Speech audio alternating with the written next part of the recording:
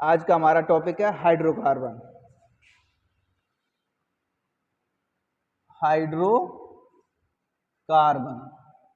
Hydrocarbon बहुत ही important topic है जो यूपी बोर्ड में अच्छे अंक प्राप्त कराता है।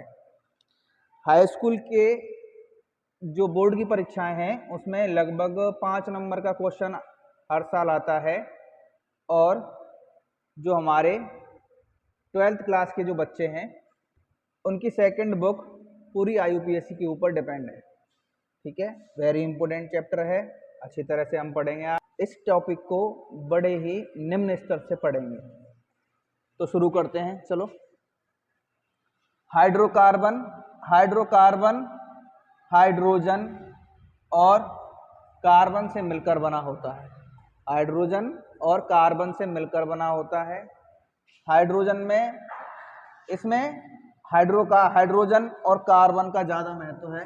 हाइड्रोजन और कार्बन का ज्यादा महत्व है। तो हाइड्रोकार्बन में दो प्रकार के यौगिक हैं, दो प्रकार के कंपाउंड हैं।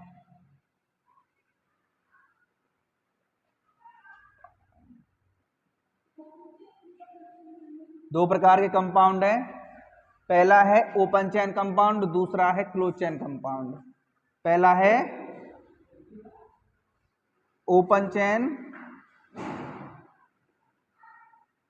चेन कंपाउंड, दूसरा है क्लोज्ड चेन कंपाउंड। ठीक है, ओपन चेन कंपाउंड इनको कहते हैं खुली संरचना वाले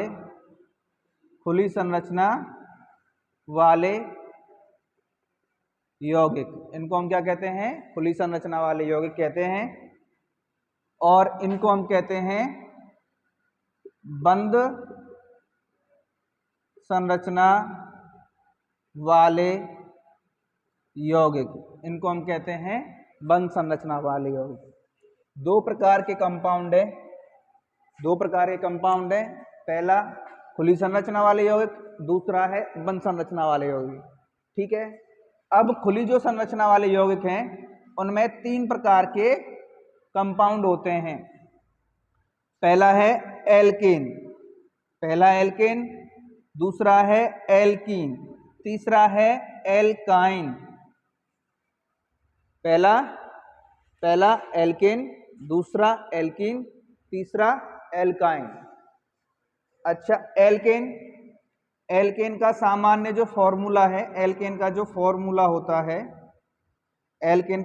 होता है CnH2n+2। एल्कीन का फॉर्मूला होता है CnH2n एंड एल्काइन का जो फॉर्मूला होता है CnH2n-2 होता है। एल्केन में हमेशा सिंगल बॉन्ड आते हैं। कैसे बॉन्ड आते हैं? हमेशा सिंगल बॉन्ड आते हैं एल्केन में। और एल्कीन में हमेशा डबल बॉन्ड आते हैं और एल्काइन में ट्रिपल बॉन्ड आते हैं।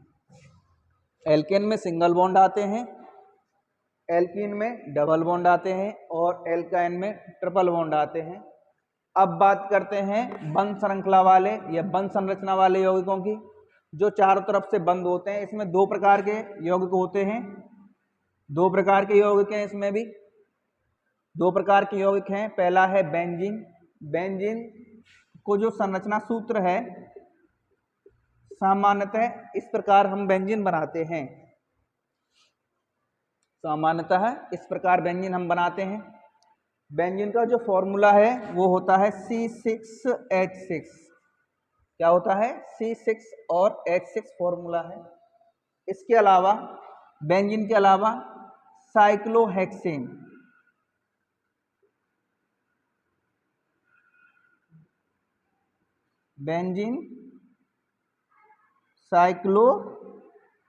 साइक्लोहेक्सेन का फॉर्मूला होता है C6H12।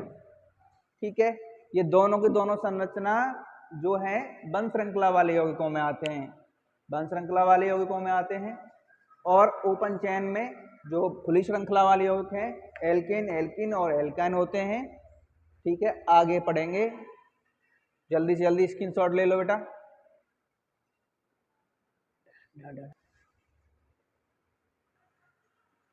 तो सभी ने स्क्रीनशॉट ले लिया होगा। हम शुरू करते हैं आगे का। देखो एल्केन, एल्केन एल्केन के कुछ फॉर्मूले हैं जो मैं यहाँ पे तुम्हें बता रहा हूं। CH4 इसका नाम होता है methane, C2H6 ethane, C3H8 propane, C4H10 butane, C5H12 pentane, C6H14 hexane, C7H16 इसको हेप्टेन या हेप्टेन के अलावा इसे हम कह सकते हैं सेप्टेन, सेप्टेन। फिर है C8H18 इसका नाम है ऑक्टेन,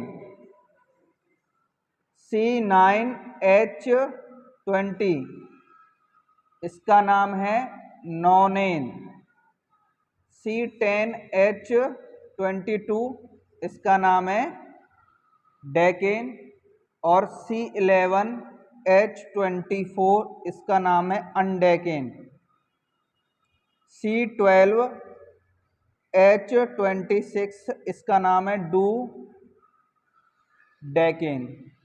ठीक है, कुछ एल्केन है जो ये तुम्हें याद करने होंगे, ये वेरी इंपॉर्टेंट है बेटा इस चैप्टर में।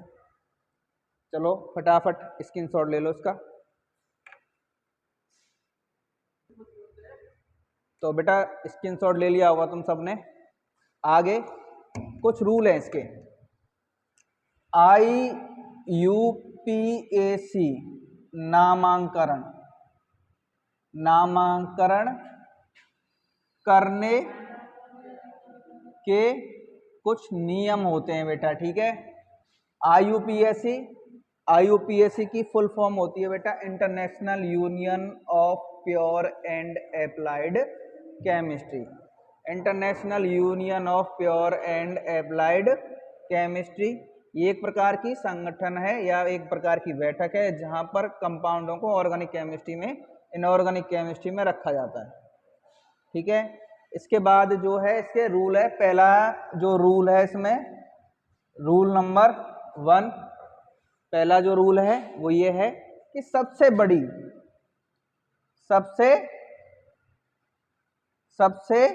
बड़ी कार्बनिक श्रृंखला का चयन करते हैं। ठीक है, पहला रूल क्या है? सबसे बड़ी कार्बन श्रृंखला का चयन हम करते हैं।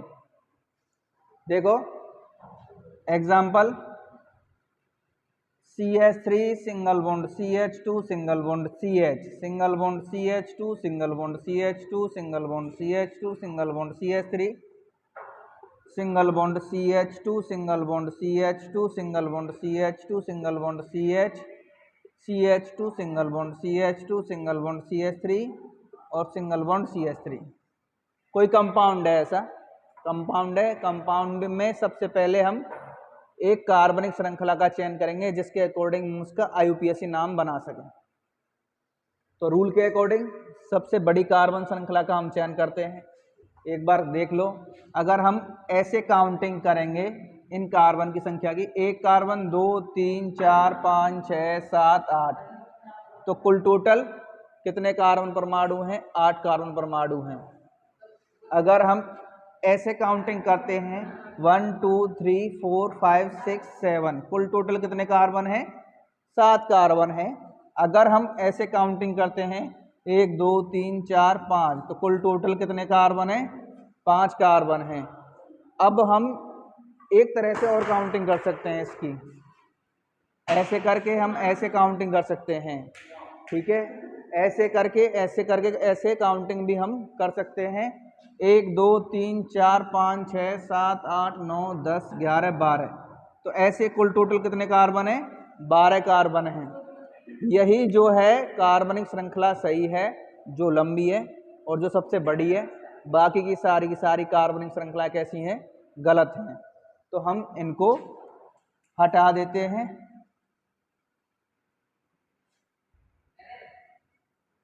इसी के अकॉर्डिंग हम नाम बनाएंगे इसका। देखो नाम कैसे बनाते हैं, काउंटिंग करते हैं पहले। 1 2 3 4 5 6 7 8 9 10 11 और 12। कितने कार्बन परमाणु हैं कुल टोटल? 12 कार्बन परमाणु हैं। अब देखो 8 नंबर पर ये जो कार्बन है इन पर हमने गिनती नहीं की है, इन्हें हम कहते हैं पार्श्व श्रृंखला। इन्हें हम क्या कहते हैं? पार्श्व श्रृंखला कहते हैं। और एक यहाँ पे हमने इसकी गिनती नहीं की है, ये भी क्या है?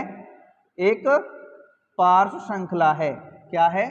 पार्श्व श्रृंखला है, ठीक है। इनका नाम बनाते समय हम क्या करेंगे? सबसे पहले पार्श्व श्रृंखला का नाम लिखेंगे। 8 नंबर पे C2H5 है, तो सबसे पहले इसका नंबर 8 नंबर, फिर इसका नाम लिखेंगे, इसका नाम है एथिल, इसका नाम है एथिल। फिर 4 नंबर पे CH3 लगी हुई है, तो इसका 4 नंबर लिखेंगे। फिर इसका नाम लिखेंगे, इसका नाम है मैथिल।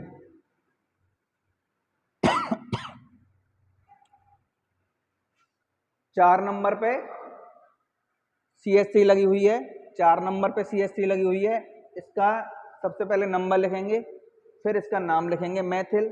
मैथिल के बाद कुल टोटल 12 कार्बन हैं। कितने कार्बन हैं? 12। 12 के लिए लगाते हैं हम डूडेकेन। क्या लगाते हैं हम? डूडेकेन लगाते हैं।